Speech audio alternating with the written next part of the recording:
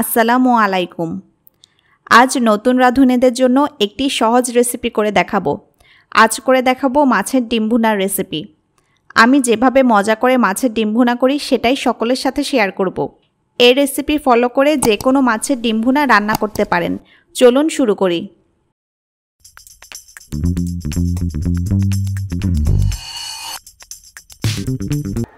প্রথমে চুলায় একটি প্যান বসিয়ে দিয়েছি।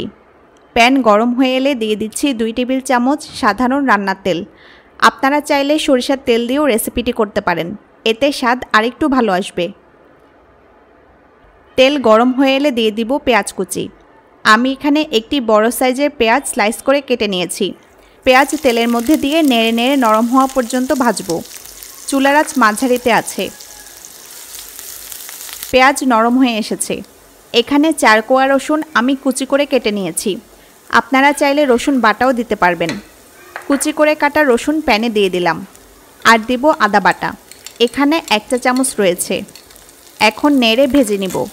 রসুন ও আদার কাঁচা গন্ধ যাওয়া পর্যন্ত ভাজব। 20 সেকেন্ড ভাজার পর কিছু গুঁড়া মশলা দিব। দিচ্ছি হলুদ গুঁড়া, দিচ্ছি মরিচ গুঁড়া, এরপর দিচ্ছি জিরা গুঁড়া, আর দিচ্ছি ধনিয়া গুঁড়া। সবগুলো মশলা আমি 1/2 চা চামচ করে দিয়েছি। মরিচের গুঁড়া আপনারা ঝাল অনুযায়ী কম বেশি করতে পারবেন। আর দিলাম লবণ, স্বাদ মতো দিতে হবে। আমি 1/2 চা চামচ দিয়েছি। নেড়ে একটু কষিয়ে নিব।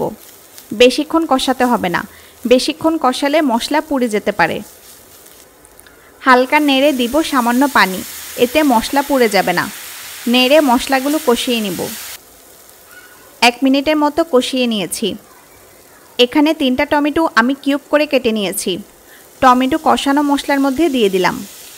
নেড়ে মিশিয়ে নিচ্ছি। মাছের ডিম রান্নায় টমেটো দিলে স্বাদ অনেক ভালো আসে। যে পানি দিয়েছিলাম তা শুকিয়ে গিয়েছে, তাই আরও কিছুটা পানি দিয়ে দিচ্ছি। চুলার আঁচ মাঝারিতেই আছে।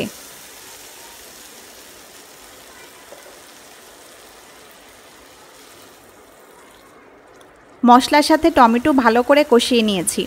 দেখুন পানিটা প্রায় টেনে এসেছে। এখন দিব ইলিশ মাছের ডিম।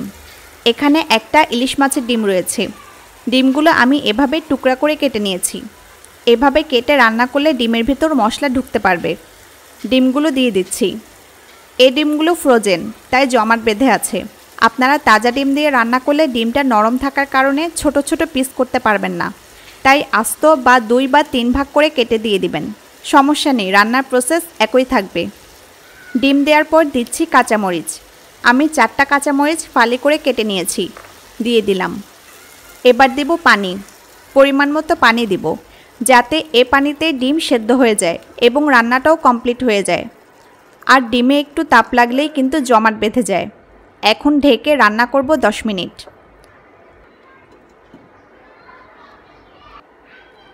10 মিনিট পর আমি ঢাকনা তুলে নিচ্ছি।